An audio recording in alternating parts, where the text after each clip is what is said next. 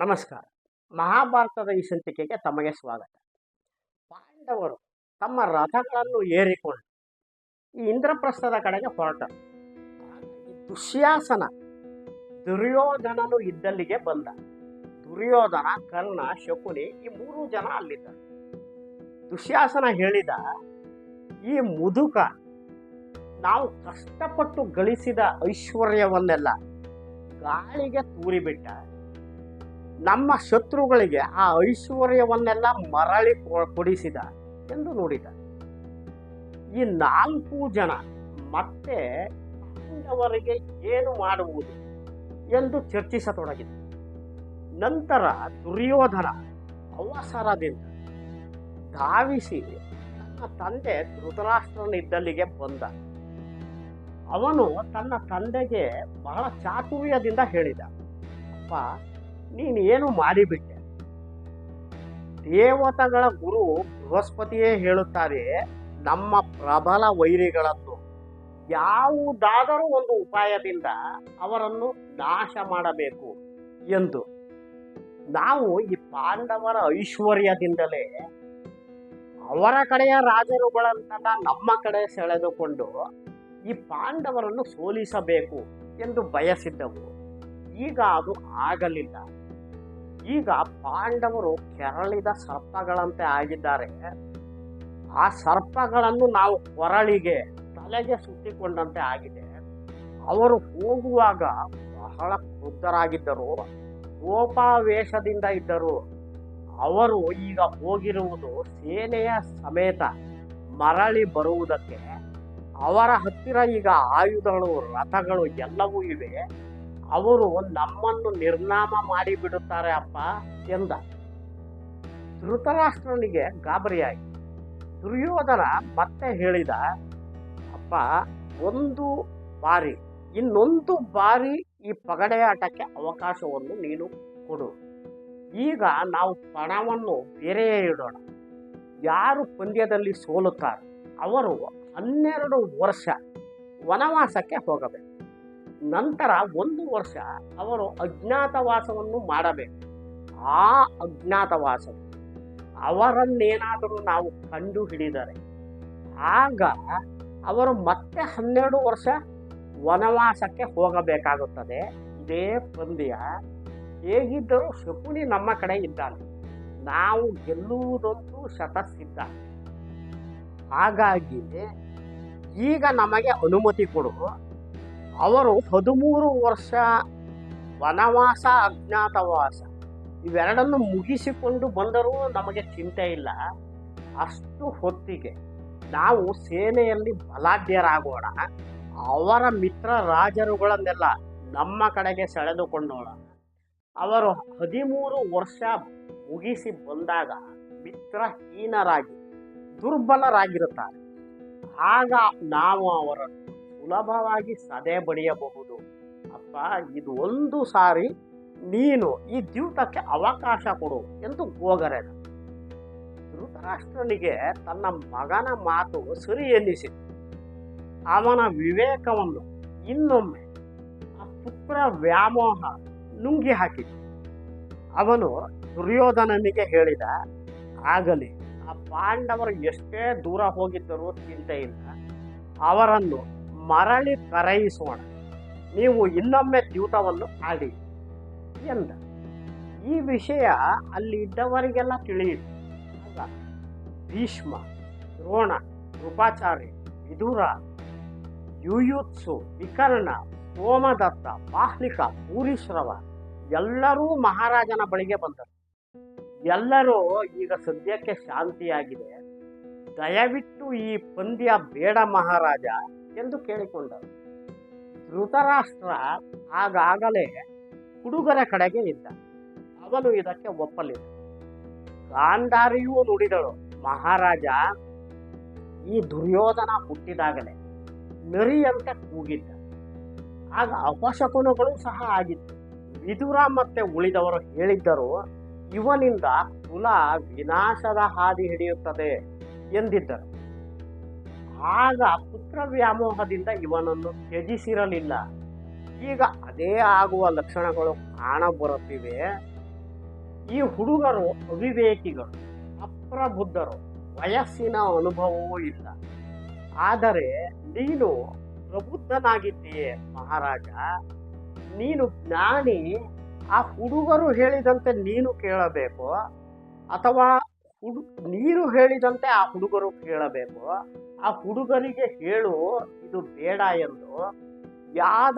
ಯಾರಾದರೂ ತಾವು ಕಟ್ಟಿದ ಸೇತುವೆಯನ್ನೇ ಕೆಡವುತ್ತಾರೆ, ಆರಿದ ಬೆಂಕಿಯನ್ನು ಮತ್ತೆ ಹೊತ್ತಿಸುತ್ತಾರೆಯೇ.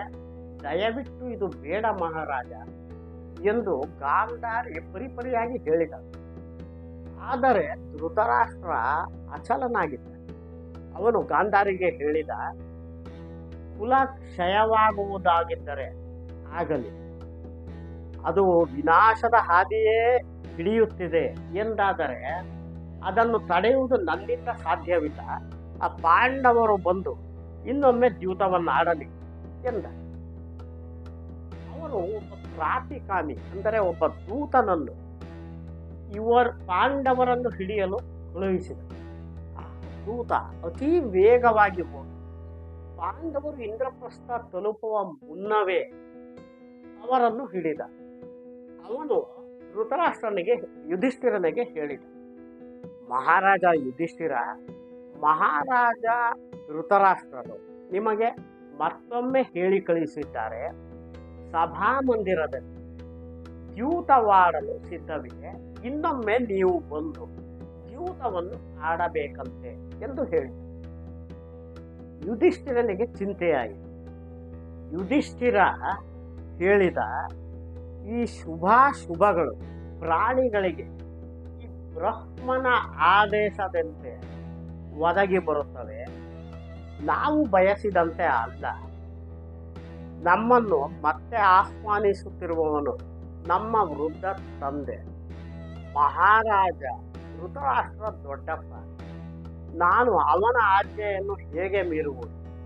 ಇದರಿಂದ ಅನರ್ಥ ಎಂದು ನನಗೆ ಗೊತ್ತಿದೆ, ಆದರೂ ನಾನು ಇದನ್ನು ಮೀರುವುದಕ್ಕೆ ಸಾಧ್ಯವಿಲ್ಲ ಎಂದು ದೈವ ಪ್ರೇರಣೆಯಿಂದ ಅವನು ಮತ್ತೊಮ್ಮೆ ತನ್ನ ಸಹೋದರರೊಂದಿಗೆ ಹಸ್ತಿನಾವತಿಗೆ ಬಂದು ಅಲ್ಲಿ ಸಭಾಭವನದಲ್ಲಿ ಈ ದ್ಯೂತವನ್ನಾಡಲು ಕುಳಿತ. ಶಕುನಿ ಯುಧಿಷ್ಠಿರನಿಗೆ ಹೇಳಿದ, ಯುಧಿಷ್ಠಿರ, ನಿಮ್ಮ ಐಶ್ವರ್ಯವನ್ನೆಲ್ಲ ಮಹಾರಾಜರು ನಿಮಗೆ ಮರಳಿ ಕೊಟ್ಟರು, ಅದು ಸರಿಯೇ. ಈಗ ನಾವು ಬೇರೆ ಪಣಕ್ಕೆ ಆಡೋಣ.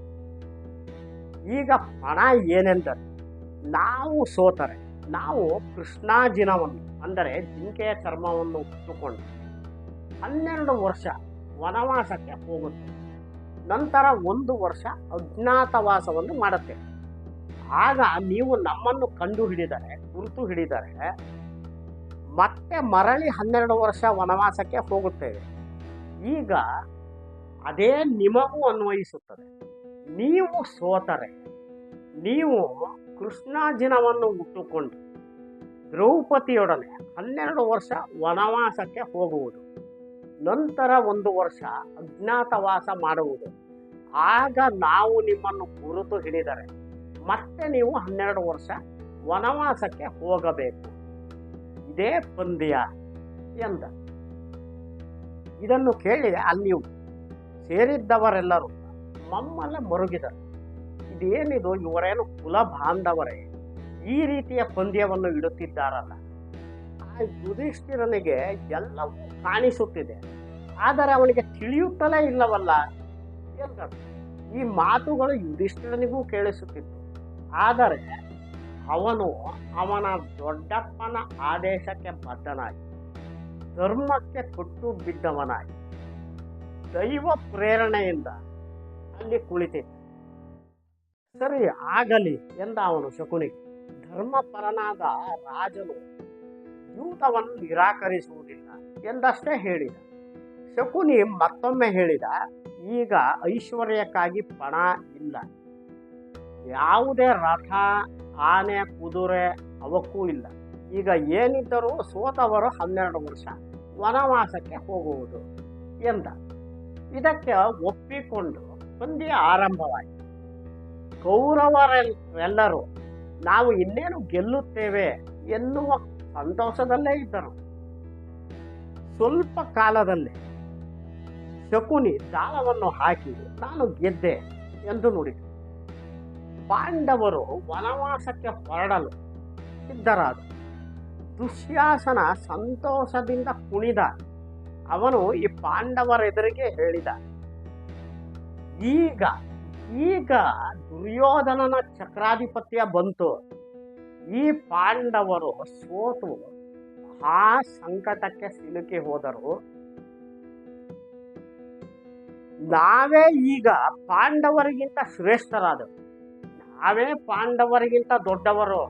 ಪಾಂಡವರು ಐಶ್ವರ್ಯ, ರಾಜ್ಯ ಎಲ್ಲವನ್ನೂ ಕಳೆದುಕೊಂಡು ಚಿರಕಾಲದ ನರಕಕ್ಕೆ ಬಿದ್ದು ಹೋದರು. ಈ ಪಾಂಡವರು ಐಶ್ವರ್ಯದ ಮದದಿಂದ ನಮ್ಮ ಅಣ್ಣ ದುರ್ಯೋಧನನನ್ನು ಅಪಹಾಸ್ಯ ಮಾಡಿದರು. ಇವರು ನಮಗೆ ಸರಿ ಸಮಾನರೇ ಇಲ್ಲ ಈ ಭೂಮಿಯಲ್ಲಿ ಎಂದು ಬೀಗುತ್ತಿದ್ದರು. ಈಗ ಎಲ್ಲವನ್ನೂ ಕಳೆದುಕೊಂಡು ನಿರ್ಗತಿಕರಾಗಿದ್ದಾರೆ. ಇವರು ಈಗ ಈ ಹೊಳೆಯುವ ಪೀತಾಂಬರದ ಬಟ್ಟೆಯನ್ನೆಲ್ಲ ಬಿಟ್ಟು ಕೃಷ್ಣಾಜಿನವನ್ನು ಧರಿಸಿ ಕಾಡಿಗೆ ಹೋಗುವ ಪರಿಸ್ಥಿತಿ ಒಂದು ಇವರಿಗೆ ಒದಗಿದೆ. ಯಜ್ಞಸೇನ ದ್ರುಪದ ಮಹಾರಾಜ ತನ್ನ ಪುತ್ರಿ ದ್ರೌಪದಿಯನ್ನು ಈ ನಪುಂಸಕರಾದ ಪಾಂಡವರಿಗೆ ಕೊಟ್ಟು ಕೆಟ್ಟ ಕೆಲಸವನ್ನು ಮಾಡಿದ. ಎಲೈ ಯಾಜ್ಞಸೇನಿ, ಈ ಪಾಂಡವರೊಂದಿಗೆ ಹೋಗಿ ವನವಾಸಕ್ಕೆ ಏಕೆ ಕಷ್ಟವನ್ನು ಅನುಭವಿಸುತ್ತೀಯೆ? ಇಲ್ಲಿ ನೋಡು, ನಾವು ಕೌರವರೆಲ್ಲ ಇಲ್ಲಿ ಇದ್ದೇವೆ. ನಾವು ಈಗ ಧನಾಢ್ಯರು, ಬಲಾಢ್ಯರು, ಇಂದ್ರಿಯ ನಿಗ್ರಹವುಳ್ಳವರು ಆಗಿದ್ದೇವೆ. ನೀನು ನಮ್ಮಲ್ಲೇ ಯಾರನ್ನಾದರೂ ಆಯ್ಕೆ ಮಾಡಿಕೊಂಡು ಮದುವೆಯಾಗು. ನಿನಗೆ ಈ ವನವಾಸದ ಕಷ್ಟ ತಪ್ಪುತ್ತದೆ ಎಂದು ದುಶ್ಯಾಸನ ನುಡಿದ. ಆಗ ಭೀಮ ಮತ್ತೆ ರೋಷದಿಂದ ಒಂದು ನರಿಯ ಮುಂದೆ ಸಿಂಹ ಗರ್ಜಿಸಿ ಬರುವಂತೆ ಒಂದು ಹಾರಿ ಬಂದು ಈ ದುಶ್ಯಾಸನನ ಮುಂದೆ ನಿಂತ. ಅವನು ಏನು ಹೇಳಿದ ಎನ್ನುವುದನ್ನು ಮುಂದಿನ ಸಂಚಿಕೆಯಲ್ಲಿ ನೋಡೋಣ. ನಮಸ್ಕಾರ.